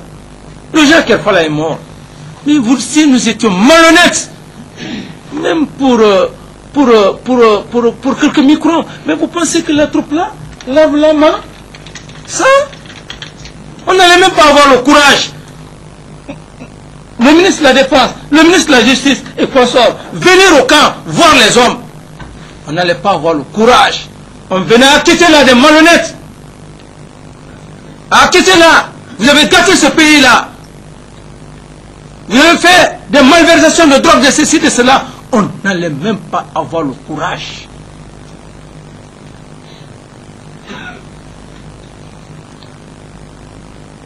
Parce que c'était connu, c'était vu. Au niveau de l'armée, c'était vu. Tout le peuple. Et c'est pour cette raison que j'ai dit, fils du président Conté, quand nous avons servi son père, on a obéi au sort militaire. Mais avec la plus grande sérénité. Le caractère, il est extrêmement important. Il y a des réactions, il y a des comportements. Lorsqu'un homme a, ça t'évite de beaucoup de choses. Lui, son père m'a défendu. C'est pourquoi, s'il pleure, il a raison de pleurer. La première grève, chacun de nous a été menacé de mort ici. Par nos propres collègues. Par nos propres collègues. Qui sont là encore, qui vivent avec nous. Et parce qu'il fallait préparer la succession. D'une manière ou d'une autre. Il fallait donc éliminer certains éléments pour avoir la main libre. Mais Dieu ne l'a pas accepté. Alors, encore une fois de plus, nous vous remercions de votre probité morale, de votre franchise, qui est... C'est un neveu. Sa mère est comment? Mais quand il m'a vu, il était tenu obligé, comme il l'a dit. Quand il avait le ministre de la Défense, les autres, ils ne pouvaient pas.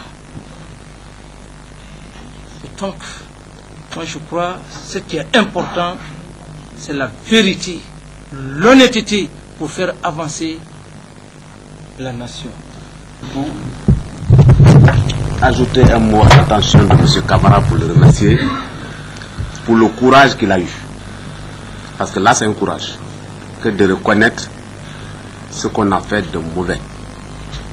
Il a dit. Il a dit, ça c'est le premier pas. Deuxième pas, il a demandé pardon au peuple de Guinée. C'est important ça. C'est d'autant plus important que ce qui se passait, on ne pouvait pas se douter un seul instant que c'était mauvais. Au moment où même les actes s'opposaient. Parce que lorsque un avion atterrit clandestinement, lorsque des colis sont débarqués de cette façon, on peut se douter qu'il y a quelque chose de louche qui se passe. Il était donc clair que ce n'était pas légal.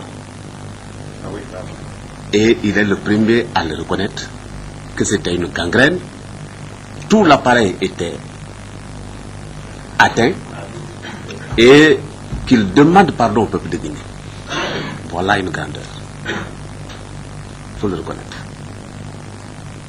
Parce qu'après, lorsqu'on a reçu des avantages indus, on peut se douter un seul instant qu'il y a quelque chose derrière tout ça. Parce que il y a la réflexion de la nuit après un acte posé, qu'on se dise, mais bien, ça signifie quoi? Et après, on tire les leçons. Alors, un homme réfléchi, on s'est dit qu'il faut éviter telle chose et telle autre chose. Et lui, il a reconnu qu'il n'est pas question de tourner autour du pot. C'était un système qui avait fini par gangréner toutes les cellules et qui demande pardon au peuple de Guinée. Voilà ce que le peuple a besoin. Et ça peut contribuer à apaiser la situation. Et même, il y a ce qu'on appelle en justice circonstances atténuantes. Ça atténue un peu. Ça soulage. Nous allons passer à la dernière personne qui est le commandant Aboubakar Baba Bangoura, chef radar aéroport Farana.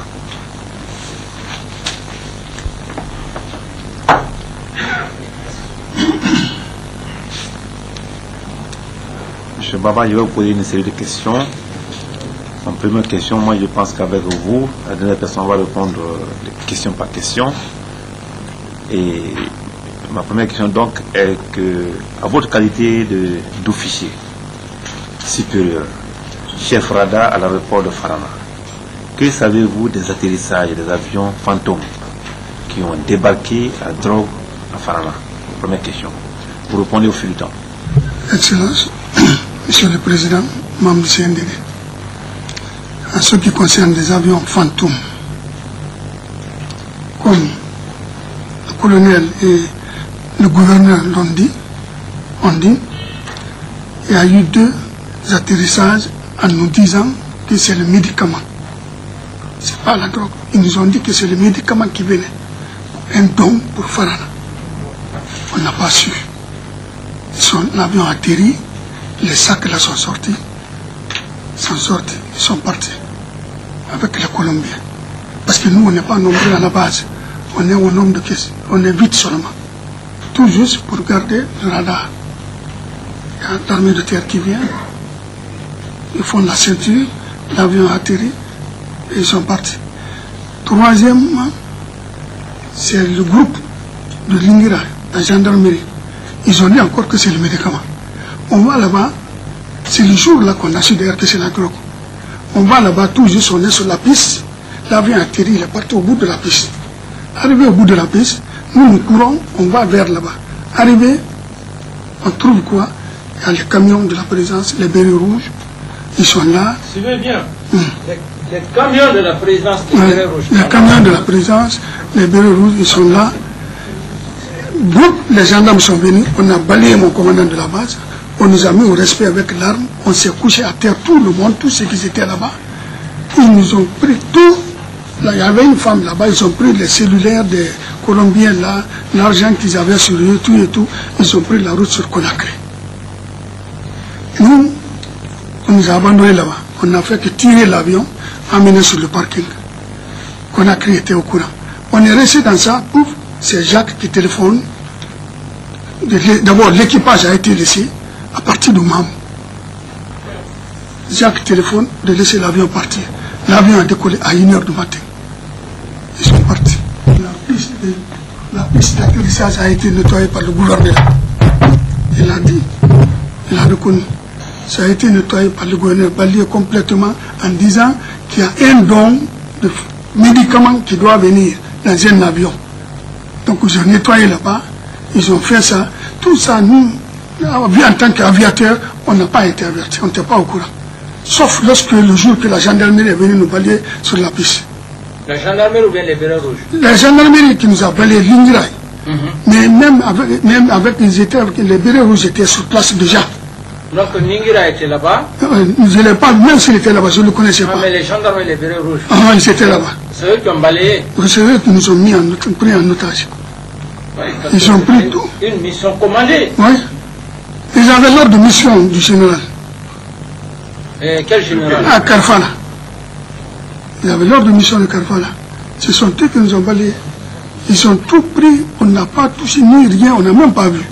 Et ils sont venus. Troisième question.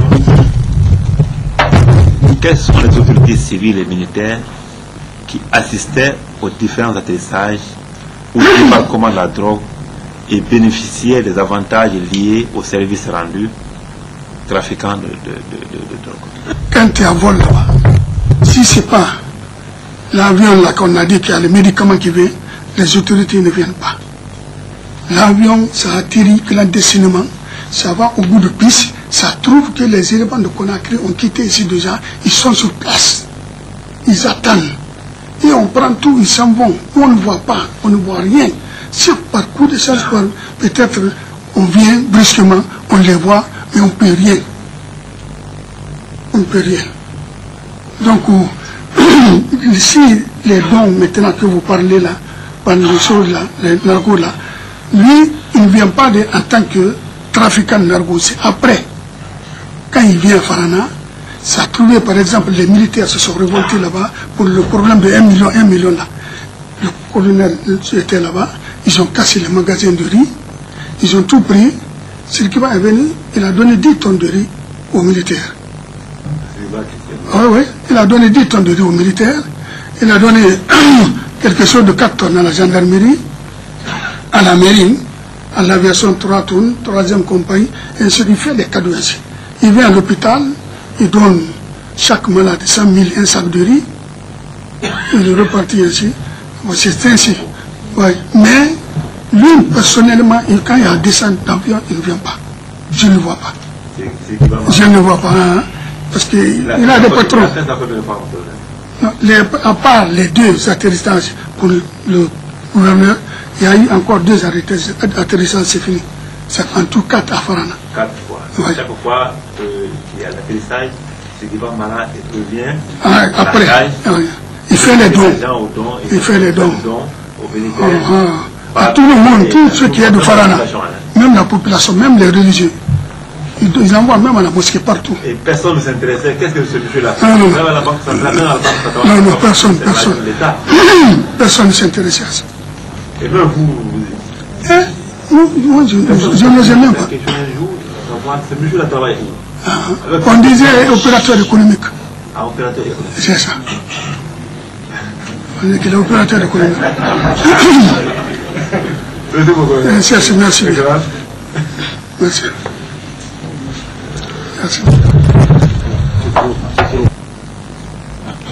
Le commandant a été très clair. Le reste, le ministre de la Justice va résoudre ça. C'est pour cette raison que nous avons dit tous ceux qui vont venir ici, s'ils veulent passer par la démagogie, le mensonge, ça ne pourra pas marcher. C'est là où on a des réactions spontanées. C'est vraiment, il y a eu, les choses sont vraiment claires. Moi, je crois que tous ceux qui sont concernés de près ou de loin, vraiment qu'ils soient clairs et qu'on puisse vraiment en finir une bonne fois. Donc, mon commandant, tu as largement compris. Largement compris. Les bérets rouges, C'est pourquoi souvent, quand je parle de la présidence, peut-être pour les gens, ils disent qu'il y a ça, il y a ça. Mais ce n'était plus une garde présidentielle. Franchement. Non. Pour les généraux avaient même peur. À des simples adjudants-chefs.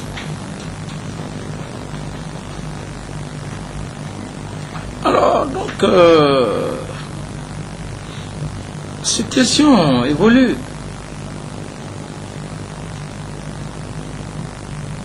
La situation évolue. Et pour ce soir-là, je crois que tout le monde vraiment est satisfait par la franchise, par l'honnêteté. Oui, pardon de nos frères. Vraiment, ils n'ont pas créé, ils ne nous ont pas fatigués.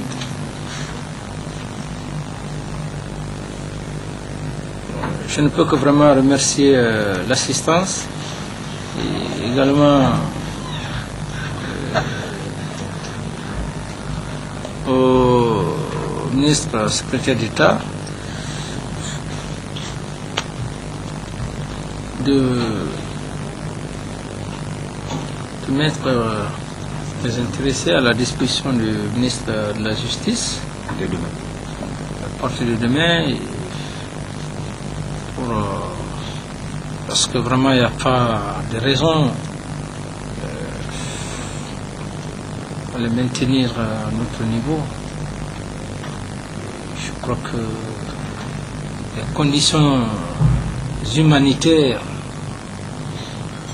le droit de l'homme, le ministre de la Justice, il est spécialiste en la matière. Donc, tout ce qui concerne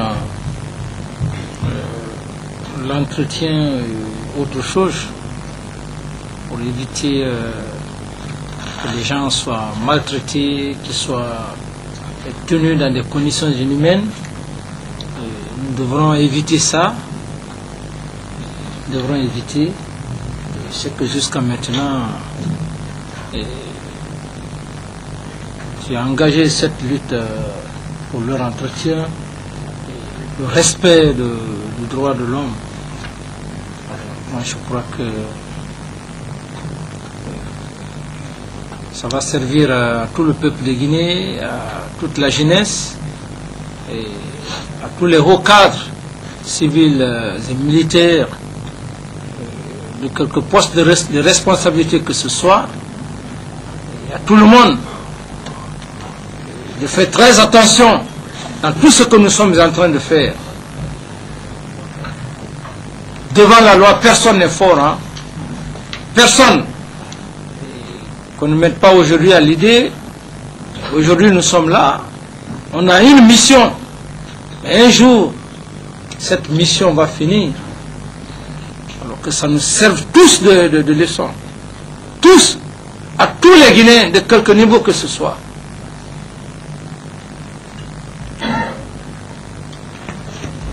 J'en ai terminé et je vous remercie.